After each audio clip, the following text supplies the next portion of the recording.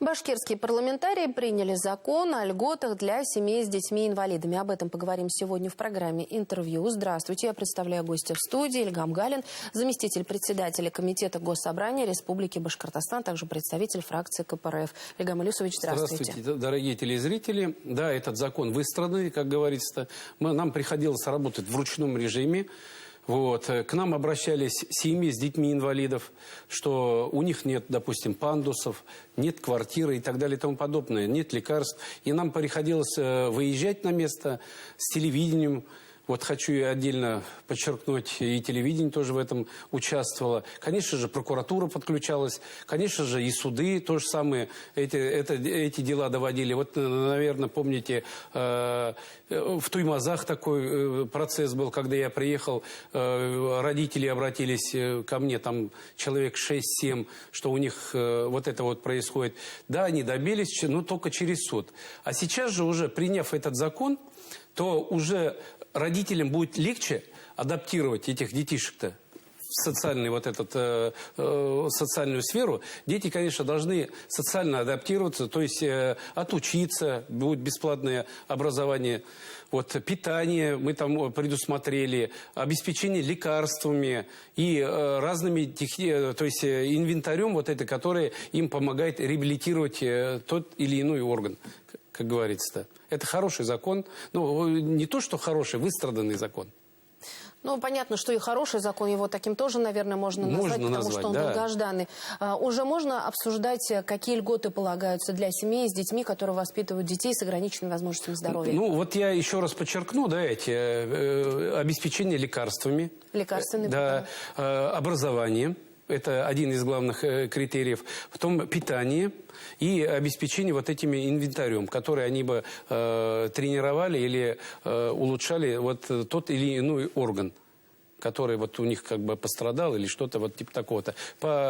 Конечно же, это все по назначению врача это происходит. Ну, по крайней мере, мы первый шаг сделали. То есть лед тронулся. А дальше будем смотреть. То есть механизм его реализации еще обсуждается, каким образом он будет воплощаться в жизнь. Да, вот, ну, я говорю, этот закон, он уже выстраданный, потому что лет 5 назад уже мы, как говорится, наша фракция поднимала, что надо этим семьям все-таки помогать, может быть, как финансово, может быть, уже в ручном режиме вот такие вот питание, медицина, образование, уже чтобы она вошло в систему. Ильгам Илюсович, и у вас, как у представителя партии КПРФ, не могу не спросить о том, что вот именно в январе отмечается День памяти Владимира Ильича Ленина. Какие мероприятия проводились в Башкортостане?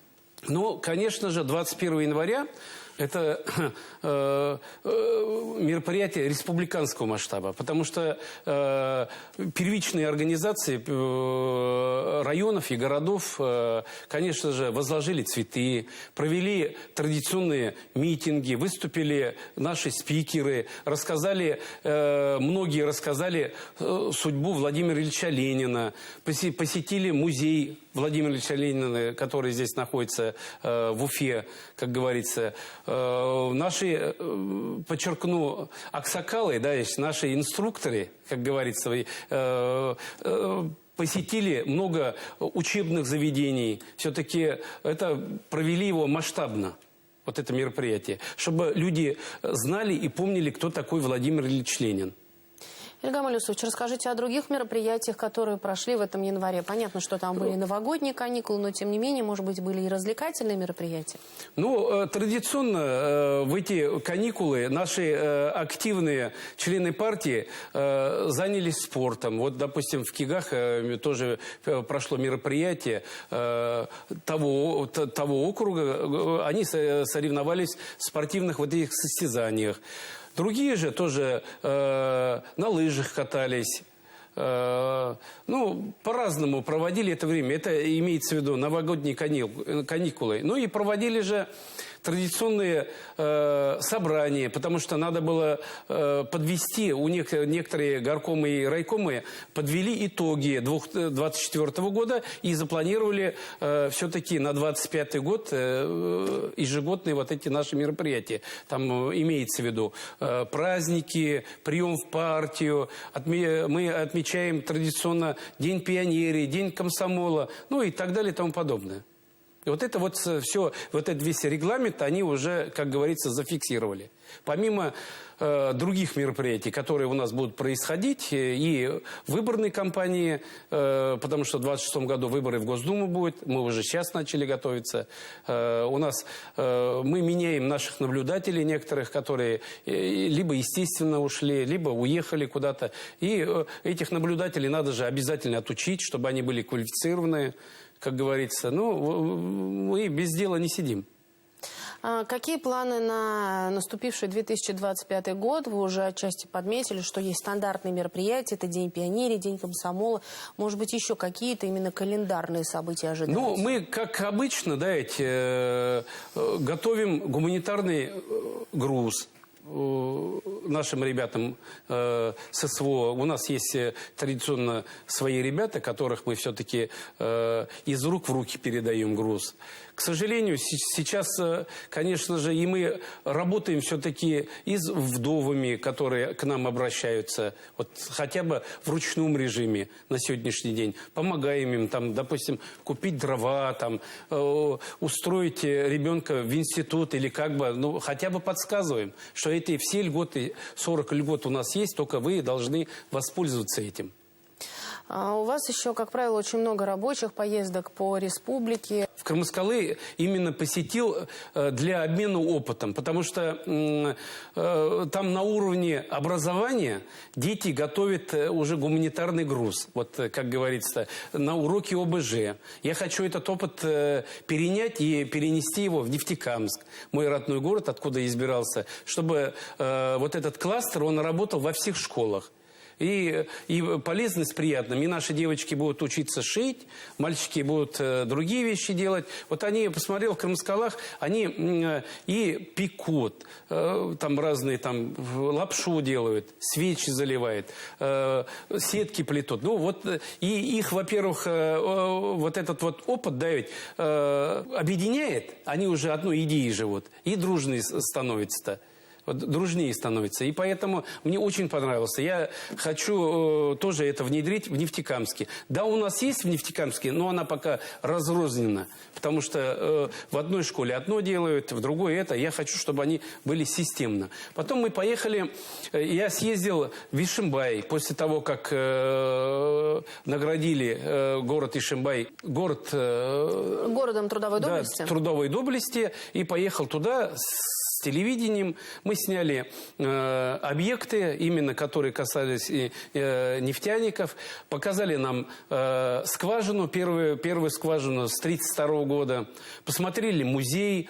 Вот. Мы посетили вот эту аллею, где увековечили наших нефтяников, которые ушли на фронт во время Великой Отечественной войны. Показали сколько погибших людей, сколько не вернулось. Ну, хорошо мы там провели время, было чему поучиться, конечно же. Ну, и некоторые предложения тоже я внес, примут, не примут, это второй вопрос. Ну, как говорится, посетили, я удовлетворился. Вот у меня много вопросов было, я человек любопытный, и, наверное, еще... Это не первый наш город, который присвоит такой титул, как говорится, но пообщались с простыми жителями, они очень гордятся, что все-таки ихний город присвоили такой титул. И они рассказали, как добивались его. Пообщались с нефтяниками, которые изначально стояли во время добычи этой нефти, имеется в виду, и сказали, все-таки 25% нефти отгружали, оказывается, во время Великой Отечественной войны, 20% это со всей страны. То есть мы не так уж далеко и от Баку-то и отстали. Поэтому есть чем гордиться. Ильгам Илюсович, одна из тем, которую вы в свое время продвигали, которые именно пекли, шли, говорили, это тема предоставления сиротам жилья. Вот по итогам 2024 года Башкортостан в числе лидеров по решению этого вопроса, да, именно. Но, тем не менее, остаются моменты точечные именно ситуации, когда все-таки вопрос немного подвисает в воздухе. Вот что сделать? Я вообще предлагал бы, конечно, это комиссионно решать. Потому что много подводных камней оказалось, да, ведь вот с детьми-сиротами мы занимались и занимались до сих пор. Тоже вот через судебные процессы проходит эта процедура, да, ведь. И бывало, когда предоставляешь ключ этим детишкам, да, ведь, эта девочка заходит в квартиру, она не верит, что это ее квартира. Садится в угол и плакать начинает. Вот в этот момент, да, для социальной адаптации нужны люди, которые бы сказали бы, давайте мы тебя устроим на работу, потому что за коммунальные услуги надо платить. Ну, немножко подучили бы. Бывают отрицательные моменты. Человек, да, квартиру предоставили, надо же где-то работать, чтобы платить за эту квартиру. Вот ее довели бы до конца. Вот, а это вот надо комиссионно решать. То есть здесь есть момент социализации. Да, вот социальная адаптация, я вот говорю, да, это все равно наше будущее, наши дети. Чужих детей в нашей стране нет. Эти все наши дети. Мы ради этих детей живем, ради этих детей мы воюем, вот мир защищаем наши солдаты. Мы, в принципе, вот если мы будем к каждому ребенку так относиться, да, ведь, вот, что они наше будущее, мы тогда заживем лучше. Они не будут озлоблены. Они и так озлоблены, да? Я же говорю, они не верят, что они квартиру получили. Просто когда они пройдут вот эти судебные тяжбы, они уже, некоторые даже говорят, мы не хотим уже. Вот чтобы вот это не проходило, да, надо, чтобы какая-то комиссия была, вот, которые изучили бы это дело от и до. Да, понятно, детей-сирот у нас много на сегодняшний день. Сразу мы их квартирами не сможем обеспечить, потому что у нас столько денег нет. И второй вопрос, конечно, я неоднократно и правительству говорил, надо выходить уже на федеральный уровень, чтобы нам больше денег они давали. Не мы, а пока, получается, только республика больше денег дает. А если бы, допустим, федеральные власти больше бы денег давали, хотя бы 50 на 50, то у нас больше детей получало бы эти квартиры. Ильгам Илюсович, спасибо огромное, что пришли сегодня к нам в студию, ответили на вопросы, рассказали, чем живет региональное отделение партии КПРФ. Желаем вам удачи и успехов. Спасибо. Это была программа «Интервью». Спасибо, что были с нами.